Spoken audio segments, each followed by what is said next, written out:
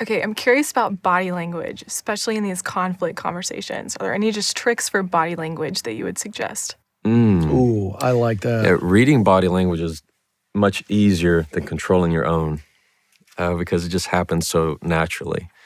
One of the biggest keys for any body language is your eye contact. Like I can give you lots of little things in body language that you can tell when somebody's upset with you. Like that's not hard to choose. Like if my wife's mad at me, I know it without her having to say anything. But when it comes to eye contact, people think they have to have eye contact the entire time. That's a little creepy. You don't need to do that. All you need to do is make sure that you catch... Okay, I'll just look over here for a second. Please, all you need to do is just make sure that you catch their eye at the end of the conversation. So if you end it right there, looking at their eyes, they'll feel like you had eye contact the whole entire time. Also, difference between a closed response, me going something like this, like, yeah, go, what you got? Go ahead and tell me. Now everything's closed. Or if maybe I'm feeling a little bit uncomfortable, I'm going to do something around my neck, touch my face, because you're kind of guarding sensitive parts of your body. So your neck's a lot more vulnerable to people. So they touch your face when they're nervous a lot. Interesting. Versus people who are more confident. Maybe somebody's more cocky. I mean, you have a whole different style of how body language adds to the conversation. But you try to just keep it as neutral as you can. Like you don't want to just go into it arms closed, or you don't want to have the power, this is my business speech hands right here. Am I going to take over the world?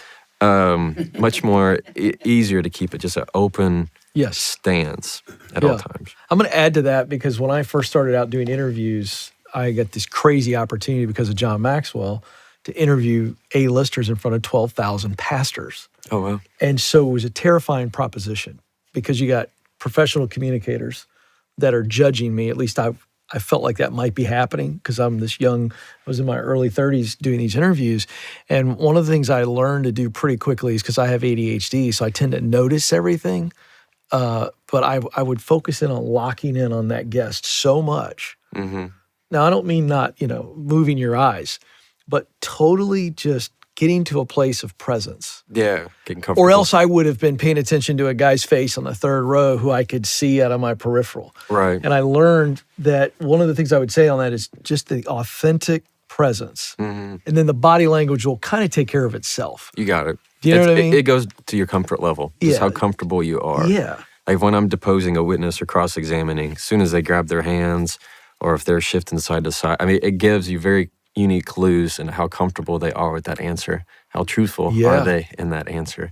Yeah. How much do they like my questions? Yeah. Same thing with poker, by the way. Yeah, I guess that's true. Yeah, I mean, everybody's got a tick and a toe. Yeah, but I would say this, that one of the things that's huge, I love it, you mentioned eye contact, but I've always said listen with your body. Mm. And to the extent that you can look like you're leaning in.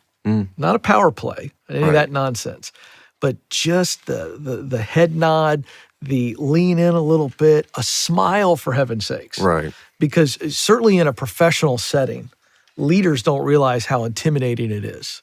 Yeah. For people that they lead to just sit with them.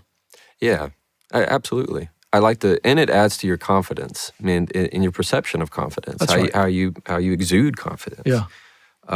If you go back to, let's say, in a typical meeting room, the person who is talking the most has always the most to say, always has to put in their 2 cents.